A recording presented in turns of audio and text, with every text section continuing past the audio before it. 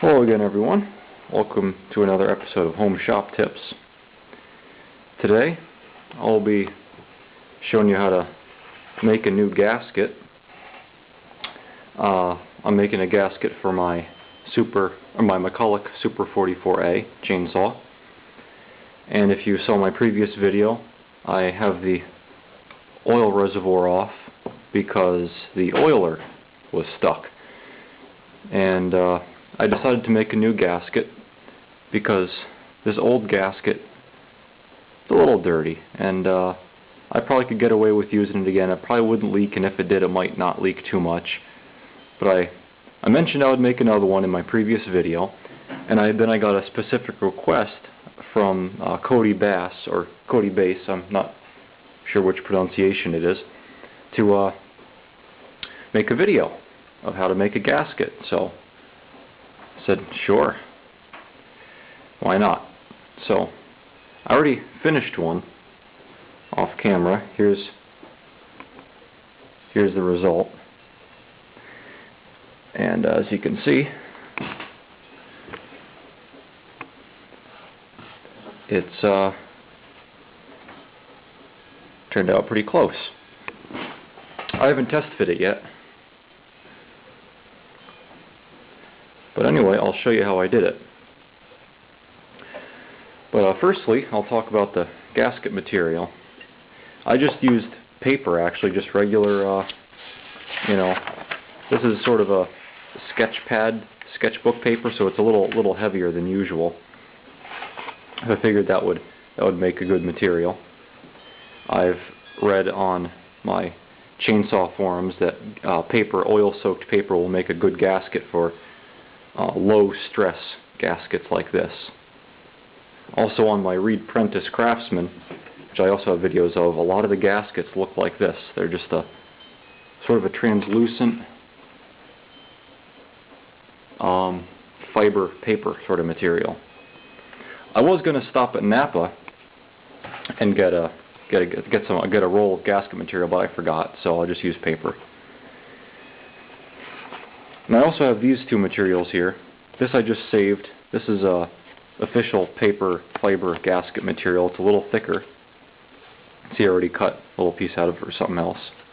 And also another material that's worked really well for me in the past is this leather.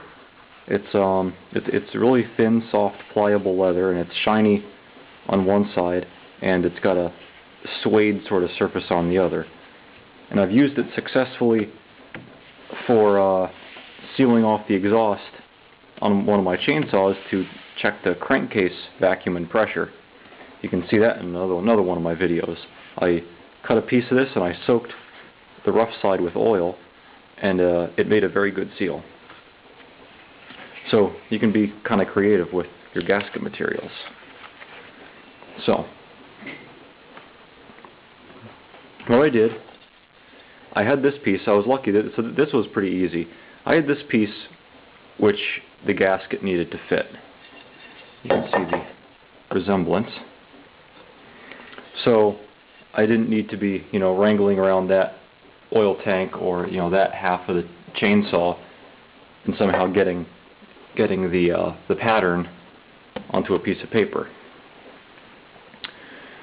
So all I did, firstly, I found a way to make holes, and this just worked out perfectly for me.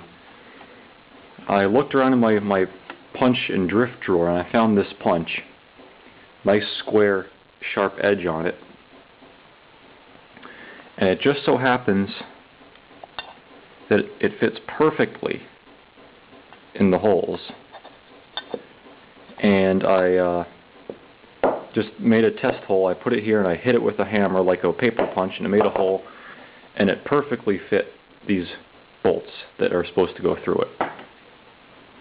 So I got lucky there. You might have to use a paper punch or get creative, or find a piece of scrap metal and use a grinder and grind a nice square edge on, or end on it. So I'll show you what I did. Put the camera down so I can use both hands. But I found that if I just traced everything first, traced the outside and traced the holes, and then tried to punch the holes individually. The holes didn't line up perfectly. So what I did is I punched one hole, and then I relined up the hole, and I punched a second hole, and then I relined everything up again and punched the third hole, made sure everything was lined up a third time, punched the fourth hole, so all the holes were aligned. And then this last hole here is smaller, so, and it's also not as critical. A bolt doesn't go through here. It's just the oiler plunger rod. So I just made a mark with the pencil for that one. Then again, I once again made sure they were all lined up, and then I traced around it, and then I was able to cut it out. So I'll do a quick one for you.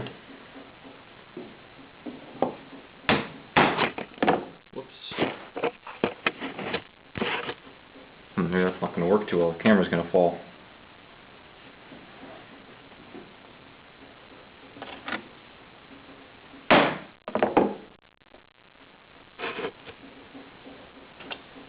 And I line it up another time.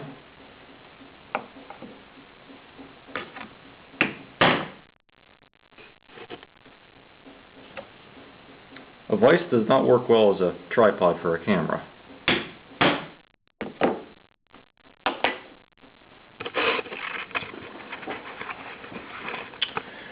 So then, there you go. 4 nice holes, perfectly aligned. It helps to have a really junk piece of plywood to punch into, because you're going to destroy your table. I've always had this piece of plywood on my workbench, because this is a really nice bench. I would have destroyed it if I drill holes into this, and I mean, see how dirty it gets. So I punched these 4 holes. Then all I would do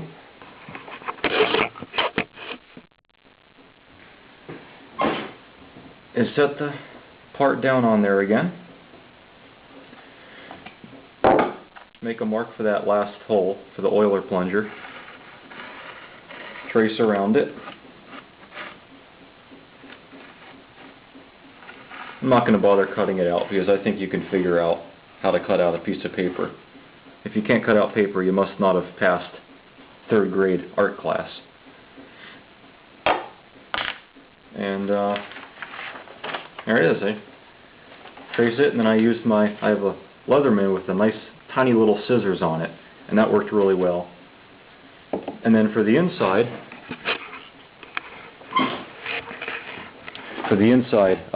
shape, I cleaned off the gasket as well as possible. It's actually cleaned off, believe it or not. It's been a pretty dirty gasket. I just laid it down, lined it up with the holes. Actually,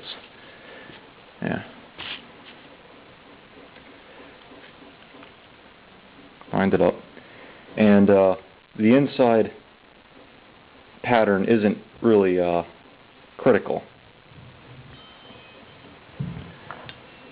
So I just traced around it and made an approximate line, cut it out with my scissors, and that was it.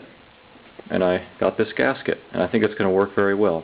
So I'm going to soak it in heavy oil, and because I heard that's what makes it seal real well. So I'm going to soak it in heavy oil, and I'm going to install it on my saw, and hopefully that'll be a successful oil reservoir gasket for my McCulloch Super 44A.